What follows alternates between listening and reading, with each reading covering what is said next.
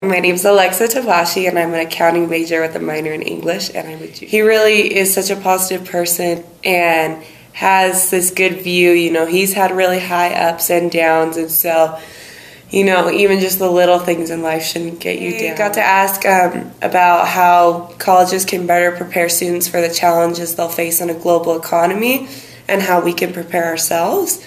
And he talked a lot about how communication is key. You really need to know how to present yourself, explain yourself. He talked about just either I got it done or I told people why I couldn't get it done. And that's really the key, as well as a good work ethic. On a tour of the Furniture Mart, which is huge and amazing, and it's a family-run business. And you could tell that the people that run it actually take joy in what they're doing. We also went to Borsheim's, the jewelry store. And the woman who runs that is amazing. She's from Zimbabwe, and just to see how far she's come.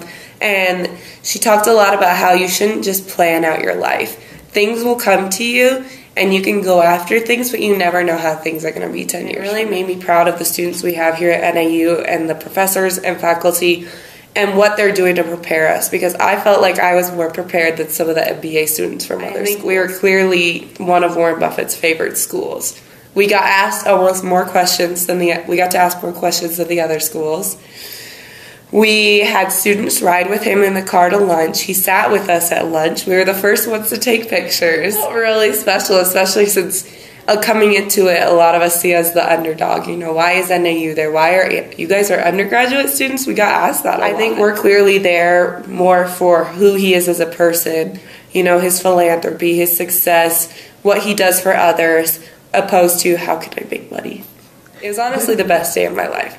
I can't even believe that it happened. My parents didn't go to college. My sister didn't go to college. And so I really want to be able to make them proud and have goals and dreams and be able to give back to those people that supported me.